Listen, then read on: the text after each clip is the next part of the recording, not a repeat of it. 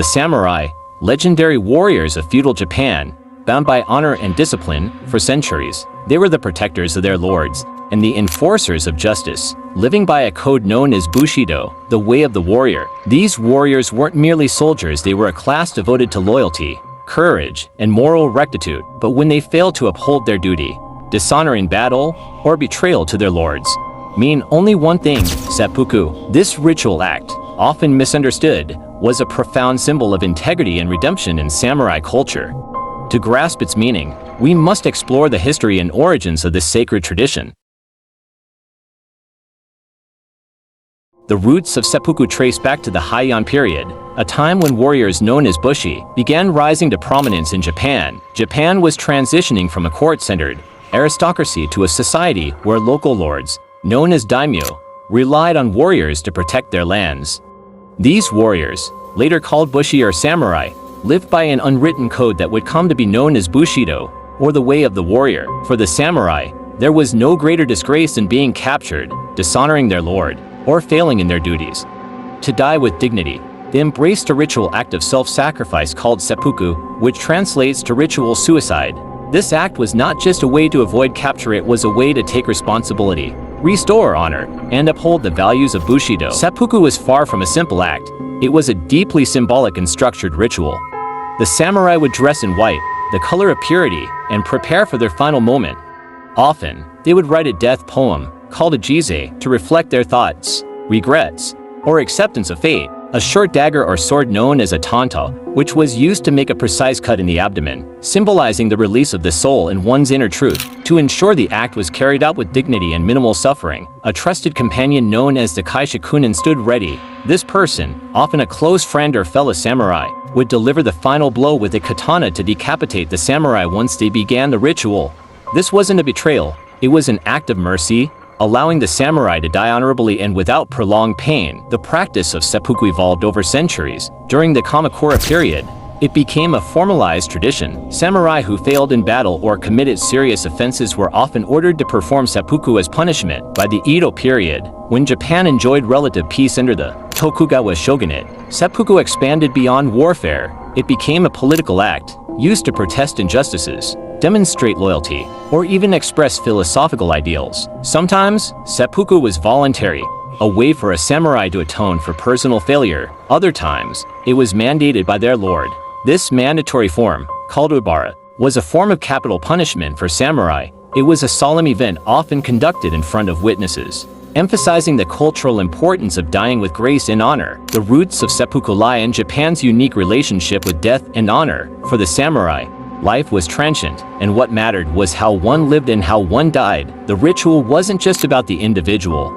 It was about their family, their community, and their place in history. To die by seppuku was to leave behind a legacy of integrity. But why was seppuku reserved only for the samurai? To answer this, we must look at the structure of Japanese society.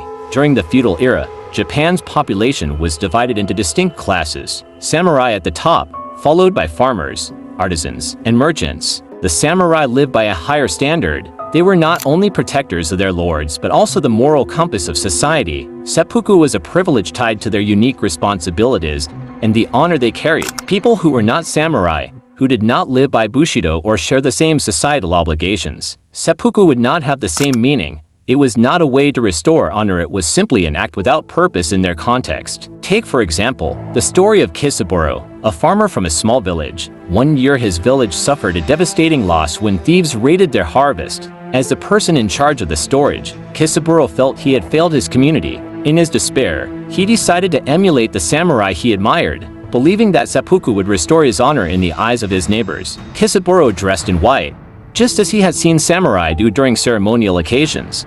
Using a small farming blade, he attempted to replicate the act. However, without the guidance, precision, or training of a samurai, his actions were chaotic and ultimately tragic.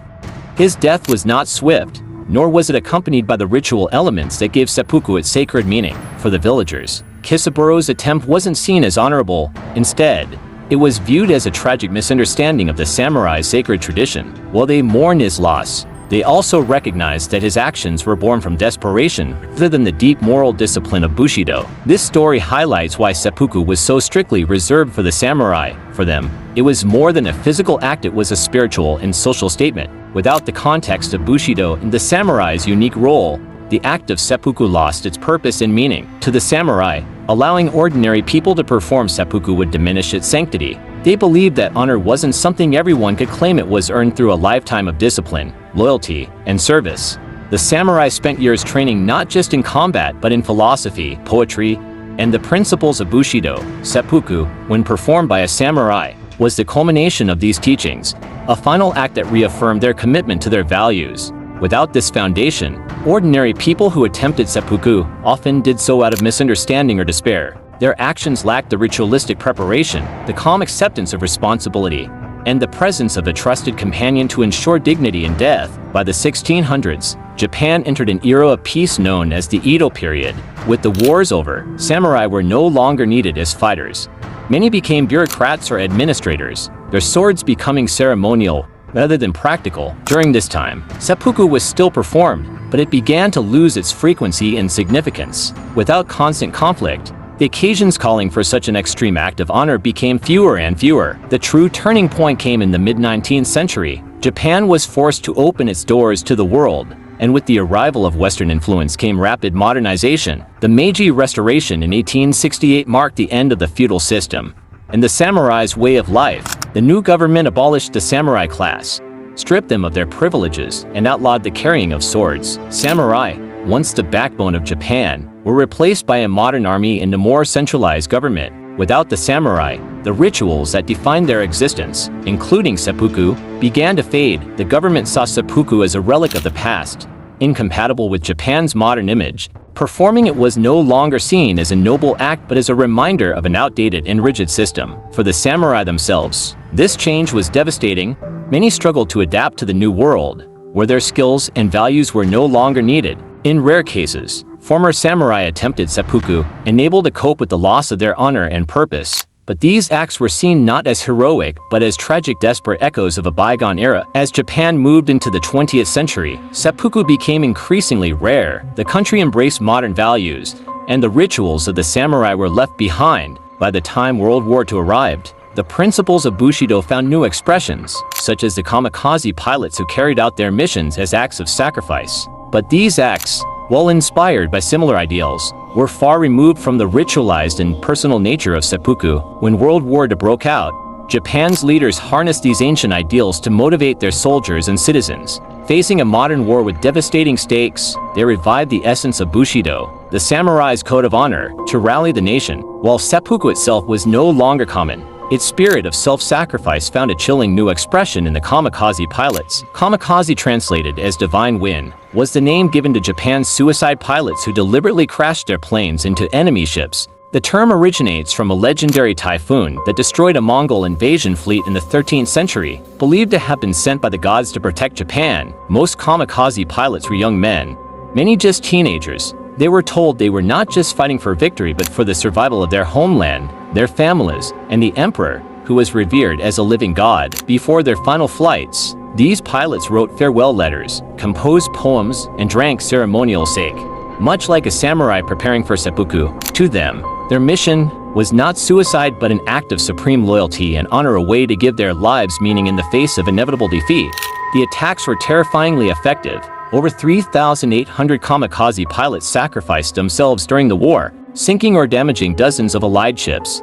Yet, despite their bravery, the tactic was ultimately unable to turn the tide of the war. By 1945, Japan faced overwhelming destruction, and the once glorified kamikaze missions became a symbol of desperation rather than divine victory. After Japan's surrender in 1945, the country underwent profound changes. The values of Bushido, seppuku, and kamikaze were reassessed in the context of a new, peaceful era. While these acts of sacrifice were once celebrated as the ultimate honor, they are now viewed with a sense of tragedy, a reflection of the immense pressure placed on individuals to uphold ideals of loyalty and duty, even at the cost of their own lives. Today, seppuku is remembered as a symbol of an era defined by honor, discipline, and loyalty. While it is no longer practiced, Its legacy lives on in Japan's cultural memory. It reminds us of the samurai's dedication to their code and their willingness to take ultimate responsibility for their actions. The decline of seppuku wasn't just the end of a ritual, it was the end of an era. But even as time moved forward, the values it represented, courage, responsibility, and honor, continue to inspire. The story of seppuku is more than a tale of death. It's a testament to a way of life that shaped the soul of Japan.